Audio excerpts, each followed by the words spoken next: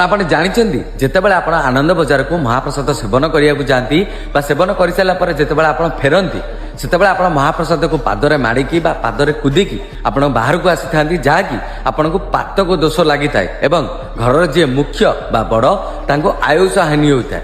ମହାପ୍ରସାଦ ସେବନ କରିବାକୁ ହେଲେ ତାର ଏକ ନିୟମ ଅଛି। ଯଦି ଆପଣ ସେଇ ନିୟମରେ ମହାପ୍ରସାଦକୁ ସେବନ କରିବେ ତାହେଲେ ଆପଣଙ୍କୁ ପାତକ ଦୋଷରୁ ମୁକ୍ତି ମିଳିଥାଏ। ପ୍ରଥମ, ଯେତେବେଳେ ଆପଣ ମହାପ୍ରସାଦ ସେବନ କରିବେ କୌଣସି ପେପର ଉପରେ କିମ୍ବା କୌଣସି ଆସନ ଉପରେ ବସିକି ମହାପ୍ରସାଦ ସେବନ କରିବେ ନାହିଁ।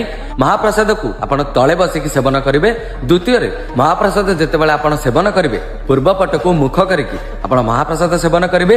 ତୃତୀୟରେ, ଯେତେବେଳେ ଆପଣ ମହାପ୍ରସାଦ ସେବନ କରିବେ ମହାପ୍ରସାଦର ଏକ ଗୁଣ୍ଡା ଧରିକି କହିବେ ନୀଳାଚଳ ନିବାସାୟ ନିତ୍ୟାୟ ପରମାତ୍ମାନେ ବଳଭଦ୍ର ସୁଭଦ୍ରାଭ୍ୟାମ ଜଗନ୍ନାଥାୟ ତେ ନମଃ।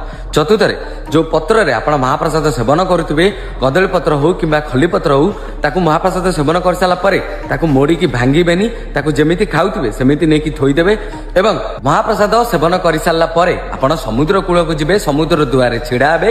ଯେତେବେଳେ ସମୁଦ୍ରର ଢେଉ ଆପେ ଆପେ ଆସିକି ଆପଣଙ୍କ ପାଦକୁ ଧୋଇଦେବ, ତାହା ହିଁ ଆପଣଙ୍କୁ ପାତକ ଦୋଷରୁ ମୁକ୍ତି ମିଳିଥାଏ। ଏଇ ହେଉଛି ମୋ ଜଗନ୍ନାଥଙ୍କର ବିଚିତ୍ର